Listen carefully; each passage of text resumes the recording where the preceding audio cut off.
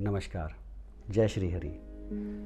JKC rewind की विष्णु 10 अवतार series में मैं जयदीप चोपड़ा आपका स्वागत करता हूँ। तो सबसे पहले मैं आपको बताना चाहूँगा कि इंस्पिरेशन कहाँ से मिली मुझे ये 10 अवतारों की स्टोरीज़ बनाने की और लिख के शूट करने की।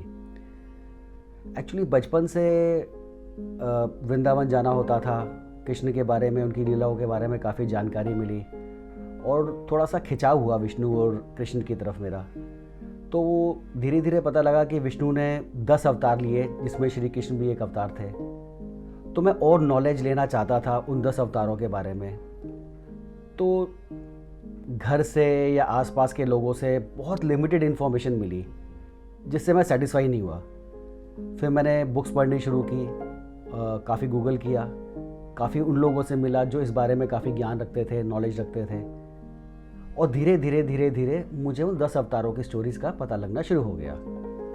शुरू में इंडिविजुअलिटी में तो कहानियाँ थोड़ी सी मुझे इलॉजिकल लगी, अजीब सी लगी, लेकिन जैसे जैसे 10 की 10 कहानियाँ पूरी हुई तो लॉजिक बनते चले गए और मैंने ये देखा कि कहीं ना कहीं ये 10 के 10 अवतारों की कहानियाँ आपस में जुड़ी हुई हैं। तो आइए अपना सफ़र स्टार्ट करते हैं विष्णु 10 अवतार सीरीज़ का।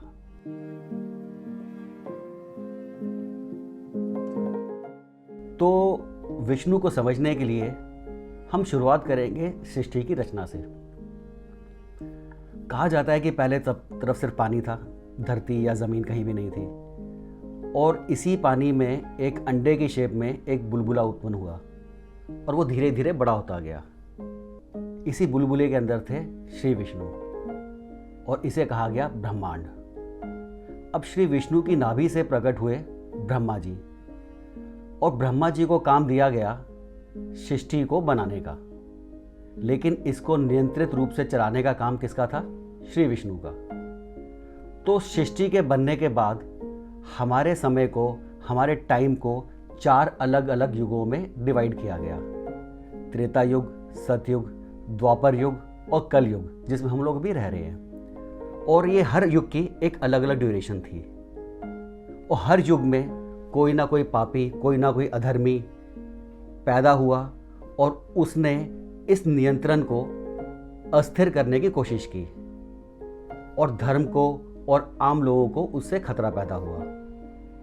बेसिकली सभी तो यही चाहते थे कि वो अमर हो, जो कभी कभी हो नहीं सकता।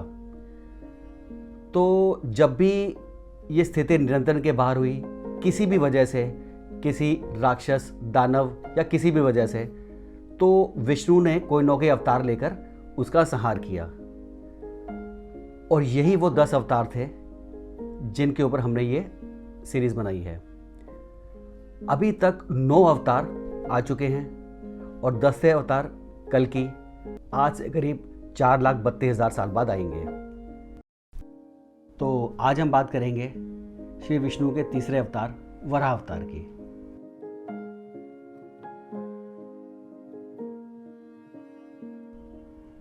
ऋषि कश्यप और दिति के सबसे बड़े बेटे का नाम था हिरण्याक्ष, और बहुत बलशाली, ताकतवर और बहुत इंटेलिजेंट यानी कि समझदार भी था, और उसे दानवों का राजा बना दिया गया।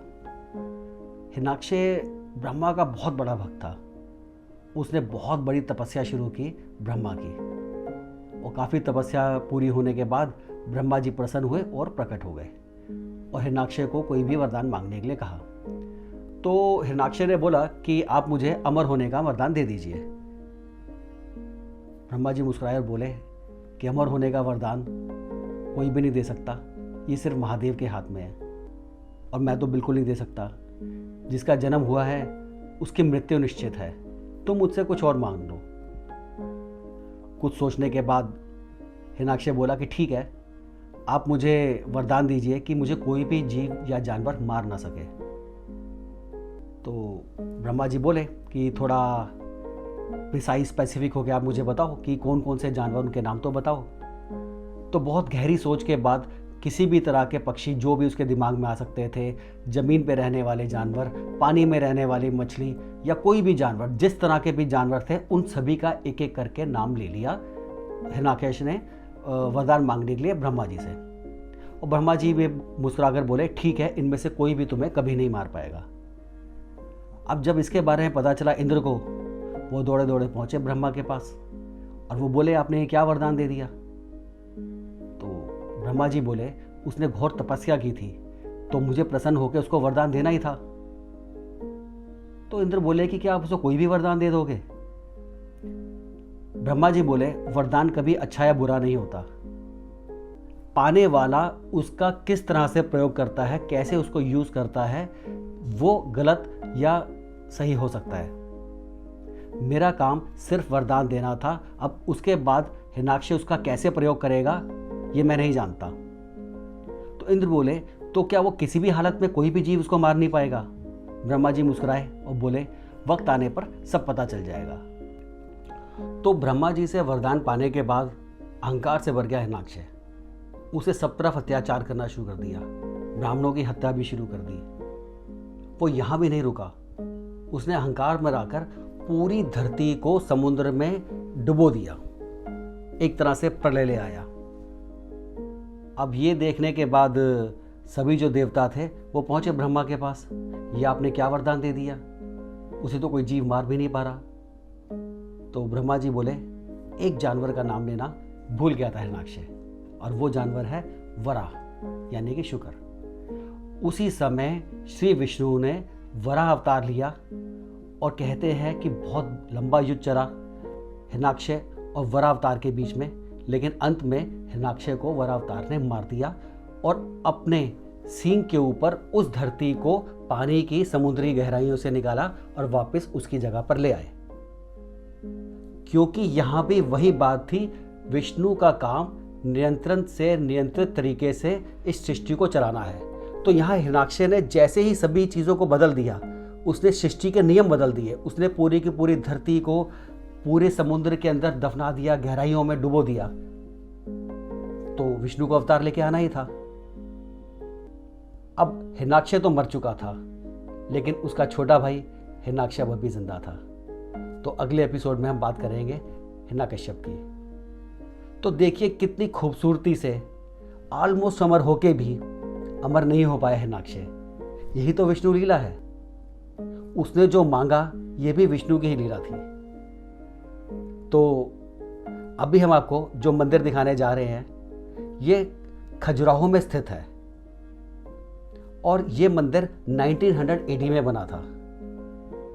और यहाँ का आर्किटेक्चर, यहाँ की इंटीरियर्स को आप देखेंगे तो बहुत ही अद्भुत और बहुत ही खूबसूरत है।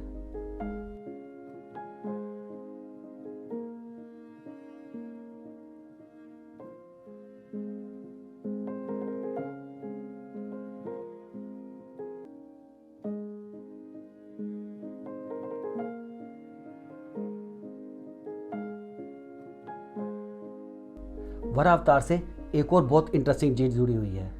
साउथ इंडिया में ये मान्यता है कि अगर आपका कोई लैंड का डिस्प्यूट हो, आपको कोई लैंड खरीदनी हो या किसी भी तरीके से ज़मीन को लेके कोई भी डिस्प्यूट या कोई भी प्रॉपर्टी का विवाद हो, किसी भी तरीके का, चाहे वो परिवार में हो या किसी और से हो, या आप कोई प्रॉपर्टी को या लैंड को खरीदना चाहते हैं, एक्वायर करना चाहते हैं, तो आपको वराह स्वामी की पूजा करनी चाहिए। साउथ इंडिया में बहुत सारे प्रॉपर्टी डीलर्स के ऑफिस में आपको उनके सर के पीछे या मंदिर में वराह अवतार की फोटो मिलेगी। तो ये थी कहानी वराह अवतार की। और अब समय आ गया है विष्णु लीला की एक और खूबसूरत कथा सुनाने का। तो आइए शुरू करते हैं। तो ये तो हम जानते ही हैं कि सरस्वती ब्रह्मा जी की पत्नी थी। एक बार सरस्वती ब्रह्मा जी के पास गई और उनसे बोली कि आप मुझे बताइए कि मुझ में, लक्ष्मी में और पार्वती में सबसे ज़्यादा सर्वश्रेष्ठ कौन है, सबसे ज़्यादा ग्लोरियस कौन है। तो ब्रह्मा जी इस बात का जवाब नहीं देना चाहते थे, तो उन्होंने इस क्वेश्चन को अवॉइड कर दिया। तो उनके कई बार पूछने पे थोड़ा सोच विचार कर ब्रह्मा जी बोले कि मेरी नज़र में लक्ष्मी ही सबसे ज़्यादा ग्लोरियस है और उन्हीं की सबसे ज़्यादा लोगों को ज़रूरत है। ये सुनने के बाद सरस्वती नाराज़ हो गई और वहाँ से चली गई। कुछ समय के बाद ब्रह्मा जी ने एक बहुत बड़ा यज्ञ रखा जन कल्याण के लिए। इसमें सभी देवी देवता और सभी भगवान आए, लेकिन सरस्वती वहाँ नहीं थी। यज्ञ शुरू होने से कुछ समय पहले सरस्वती वहाँ पहुँची और वहाँ जाके वो बहुत भड़क गई। वो ब्रह्मा से बोले कि आपने इतना बड़ा यज्ञ रखा जिसमें विष्णु अपनी पत्नी लक्ष्मी के साथ आए हैं, शिव पार्वती के साथ आए हैं, इंद्र इंद्रानी के साथ, अग्नि स्वाहा के साथ, और एक आप हैं कि अपनी पत्नी को भूलकर अकेले ही इस हवन को करने, यज्ञ को करने बैठ गए हैं। ब्रह्मा जी बोले, ये मैंने 7 वाला स्थान तुम्हारे लिए खाली रखा हुआ है और मैंने तुम्हें ढूंढने की बहुत कोशिश की पर तुम नहीं मिली, और मैं जानता था कि जब तुम्हें यज्ञ के बारे में पता चलेगा तुम स्वयं आ जाओगी, और देखो तुम आ भी गई, तो आओ और हम साथ में यज्ञ करते हैं। तो ब्रह्मा जी के समझाने पे भी सरस्वती नहीं मानी। ब्रह्मा जी ने उनको बोला था कि जिस तरह से ब्रह्मा, विष्णु और महेश तीनों का अलग अलग काम है, तीनों में ही कोई भी सर्वश्रेष्ठ नहीं है, तीनों ही अलग अलग कारणों से बने हैं, उसी तरीके से तुम 3 देवियों को भी अलग अलग काम दिए गए हैं, तो इसमें शेष बनने की कोई बात ही नहीं है। दरअसल उनकी बात में बहुत गहराई थी। ब्रह्मा जी की पत्नी सरस्वती, ब्रह्मा जी को काम दिया गया था दुनिया की रचना करने का, जिसके लिए ज्ञान की जरूरत है, इसलिए उनकी पत्नी सरस्वती।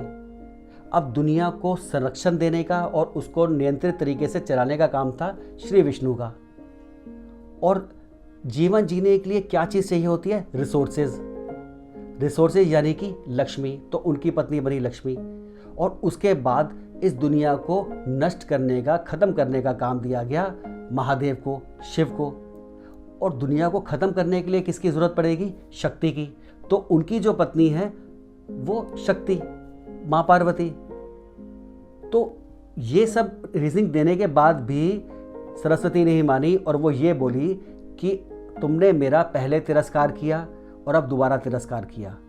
तो सरस्वती बोली कि मैं सती नहीं हूँ जो अपना तिरस्कार देखकर इस अग्निकुंड में कूदकर अपने आप को जला दूँ।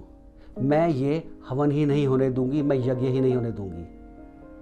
माँ सरस्वती ने उसी वक्त वीणा उठाई, एक उग्र रूप लिया, काल रूप लिया, और वीणा की ऐसी तान छेड़ी कि जिसको कोई सुन ही नहीं पा रहा था।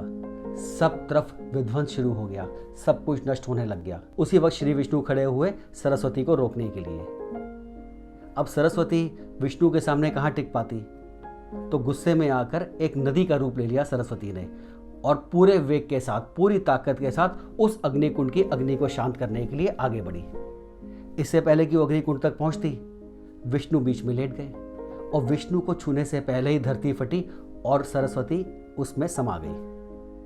आज भी कोई नहीं जानता कि सरस्वती कहाँ से निकली और कहाँ गई। उसके ट्रेसेस मिले हैं, ये सब लोग जानते हैं उसके ट्रेसेस हैं, लेकिन वो कहाँ पर है, डेजर्ट में है, किस स्थान पर है, कितना नीचे है ज़मीन के, कोई नहीं जानता।